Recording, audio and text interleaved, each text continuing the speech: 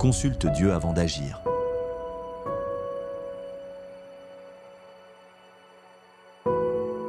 La nuit est tombée sur le campement. Le vent souffle entre les tentes, apportant avec lui l'odeur du feu de bois et le murmure des soldats fatigués. Au loin, les collines se dessinent sous la lumière de la lune. Dans une tente à part, éclairée par une lampe à huile, 3 personnes discutent autour d'une table. Un jeune chef impulsif, un vieil homme sage et une femme courageuse venue leur apporter des vivres. Les nouvelles qui viennent d'arriver sont sombres. Des ennemis ont attaqué un village voisin. La colère gronde, mais la sagesse appelle à la retenue. Joël est un jeune capitaine de 32 ans, fougueux et déterminé. Il veut agir vite, persuadé que la meilleure défense est l'attaque. Nathan, un vieil homme d'environ 65 ans, ancien soldat devenu conseiller spirituel. Il incarne la sagesse et la prudence inspirée de Dieu. Et Myriam, une femme de foi, la quarantaine, connue pour sa douceur et son discernement. Elle sert de lien entre les 2 hommes, cherchant la paix et la clarté. Joël, frappant du poing sur la table, en colère, dit « Ils ont pris nos terres, brûlé nos greniers. Si nous n'agissons pas maintenant, demain, il sera trop tard. » Nathan, calmement, lui répond « Mon fils, la colère ne mène jamais à la victoire. Même David, le roi que Dieu aimait, ne se fiait pas à ses émotions. Quand sa famille fut enlevée, il n'a pas couru après les ravisseurs. Il a d'abord consulté l'Éternel. » Joël, surpris, levant les sourcils, questionne. « Mais Dieu n'a-t-il pas donné la force à David? N'était-il pas un guerrier? Pourquoi attendre quand le danger est si proche? » Myriam, doucement, répond. « Parce que la victoire ne dépend pas de la force, mais de la direction divine.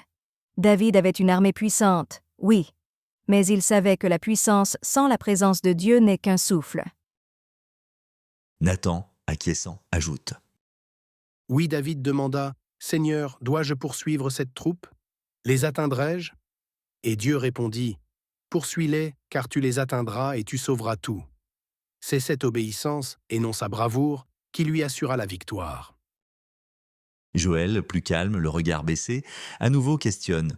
« Alors, tu veux dire que même si je crois avoir raison, je dois attendre la voix de Dieu? » Nathan, avec bienveillance, répond. « Oui, Joël, car même la bonne décision prise sans Dieu devient une erreur. Il n'y a rien d'assez urgent pour devancer le Seigneur. Celui qui court avant Dieu court vers sa chute. » Myriam, regardant Joël avec un sourire doux, lui dit. « Et celui qui attend la parole du Seigneur marche sur un chemin sûr, même s'il avance lentement. Souviens-toi, Dieu ne tarde jamais. Il agit au moment parfait. » Joël, laissant échapper un profond soupir, dit. « Alors je vais attendre, non pas par peur, mais parce que je veux agir selon sa volonté. Je consulterai l'Éternel avant de lever mon épée. » Nathan, posant la main sur son épaule, lui dit. « Et quand tu entendras sa voix, tu sauras que la victoire est déjà assurée. » Le feu s'éteint peu à peu, le vent devient plus doux. Joël se lève, sort de la tente et contemple les étoiles. Le camp est silencieux, mais dans son cœur, une paix nouvelle s'installe.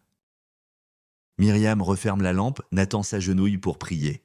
« Seigneur, enseigne-nous à ne pas courir devant toi, mais à marcher à ton rythme. » Le silence devient sain.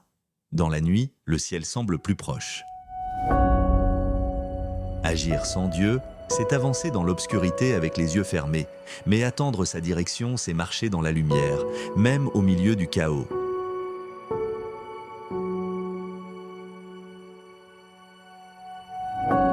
Rien n'est trop urgent pour précéder Dieu, car sa parole précède la victoire.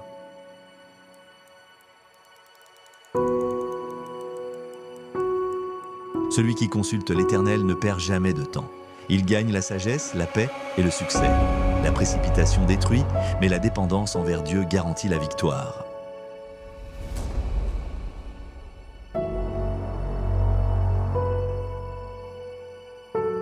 Confie-toi en l'Éternel de tout ton cœur et ne t'appuie pas sur ta sagesse. Reconnais-le dans toutes tes voies et il aplanira tes sentiers.